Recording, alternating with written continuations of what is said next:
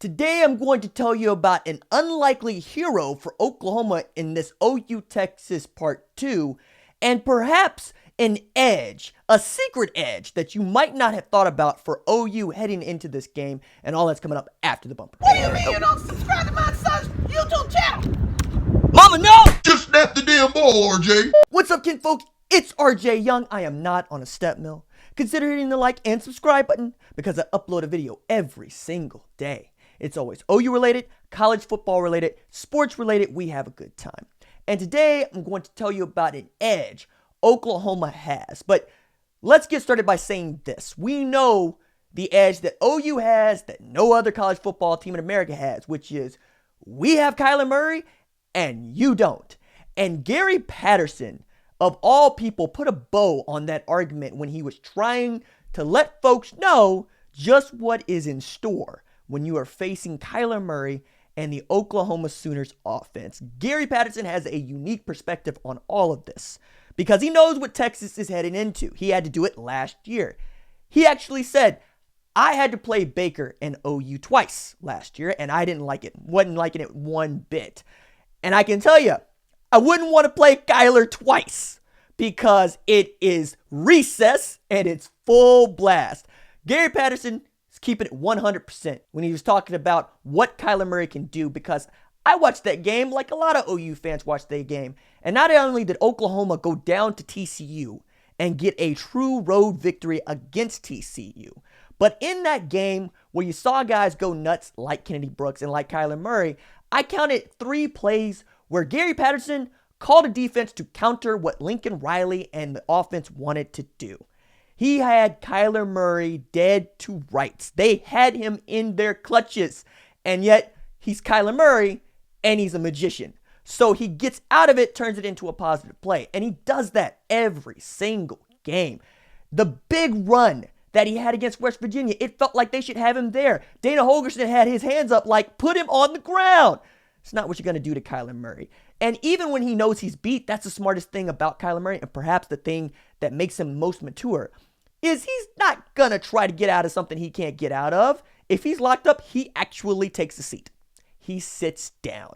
And with that guy being the most efficient passer in college football today, that's statistical, and with his legs, it's hard to believe that anybody watching OU for a hot second wouldn't believe, number one, is the edge that OU has. But then you talk about the offensive line that Oklahoma has and how it is perhaps the best in the country.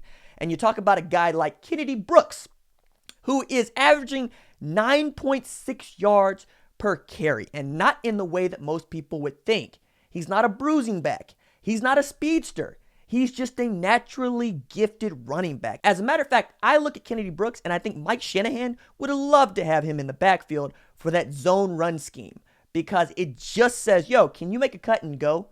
And not even make a cut and go. Can you pick the right hole to run through? Because that's what Kennedy Brooks does well. He's fast, but he does not look like he's moving at full speed. And Lincoln Riley was the guy that said it. He was like, look, we watched him and we're just going, is he giving full effort? And then you watch him in relation to the defense and the offense running next to him. And you're like, yeah, he is. And they didn't even know they should offer him, even though he was averaging a gaudy 7.8 yards per carry in high school out of Katy, Texas. And yet, with his frame and what you see on tape, it's hard to look at him and say that guy is going to be an outstanding college running back. And then you take into account that he hasn't fully filled out. And my goodness, it's all upside for Kennedy Brooks at this stage. So with Kyler Murray and the offensive line and Kennedy Brooks, you already got a load on your hands. But then you throw in Marquise Brown, who is a mid to low first round pick in this year's draft should he come out, and I think he will. And then you got CeeDee Lamb on the outside, who can climb these stairs to go get anything that Kyler puts in the vicinity. You got Grant Calcaterra, Lee Morris. We know about the offense, okay? We know that you have an edge there, and Texas does too. But I think the things being undersold here are 2 things. One, this was not a bad loss for Oklahoma in this 48-45 Red River rivalry game in October, but it hurt. It hurt more than many losses before. You got to go back to the Rose Bowl, which was the last time that Oklahoma had lost a game, to find one that hurt as much or more than losing to Texas 48-45, especially after you got 21 points in 6 minutes from Kyler Murray. And he was broken up about it because that's a guy that is not used to losing football games. It's not what he is. It's not what he's here for. So the fact that Oklahoma is at 11-1 is not a surprise to him, even if it's a surprise to some. So you have vengeance on the mind of this Oklahoma Sooners team. And you also got the history thing, and we get that. But it's more about avenging a loss. It's more about, we're not taking no more L's. We got to get back to 500. We got to get this evened up. For the first time in anybody's lifetime who's alive today, for the first time in a lifetime, OU Texas is happening twice. And the last time, Texas got the better end of the deal in the second half. They won the second game. Oklahoma has an opportunity to win the second game in this edition of a rematch that does not happen during the regular season. But the last thing that I think people are missing, and the edge that I think that Oklahoma has, is that you have an OU defense that is angry. Now, we know that they're not as talented as we would like. We know that the scheme is the scheme, and we know that missed tackles are missed tackles. But what I saw against West Virginia wasn't a team that gave up when they were getting scored on. It was a team that was looking to still make plays. It was a team that was fighting. And it was a team that was angry. You have to be angry if you're going to go hit a quarterback. And that's what Caleb Kelly was when he had to scoop and score. Same thing with Curtis Bolton. They're angry about having to be drug around by the offense. They're angry about people talking noise about them, myself included. They're angry that they get to go into this Texas game and know that it is up to them not to screw it up. That people are going to be looking to the defense to say, how are y'all going to allow Texas to score 50 again?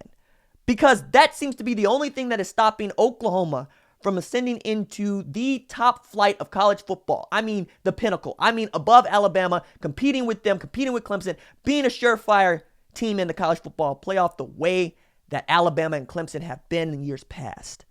Because if the defense ever gets it together, you got a juggernaut in Norman. And nobody knows that more than the guys playing on defense today at Oklahoma. I see Kenneth Murray Jr. I see Curtis Bolton. I see their look on their face. I know they hate answering these questions about giving up 700 yards of offense and giving up 500 yards through the air. And perhaps it's that sort of attitude of being mad that will incite you to create turnovers. Perhaps it's the secondary who's been, as they say, much maligned, that will be just about their ball hawking on Saturday. Perhaps Buki's tired of hearing y'all talk noise about him and he goes gets 2 or 3 picks. Perhaps Parnell Motley is tired of being the scapegoat for the cornerbacks and he goes and gets one because he leads the team in interceptions, if you haven't remembered. Perhaps Neville Gallimore decides to reach that potential of being the kind of defensive tackle who could go in the first round if he could just flash more and show that he can cave in offensive lines. Perhaps you get an angry Oklahoma Sooners defense that is ready to tear apart a middling Texas offense in a ladder match where the belt is on the line. Because that's what we're dealing with right now. This is it. This game shows whether or not you're getting into the playoff or you're going to play in the Alamo Bowl. What do you want to do, defense? You want to get mad and go hit somebody? You want to lay down to Texas? All right, that's it for me. Deuces.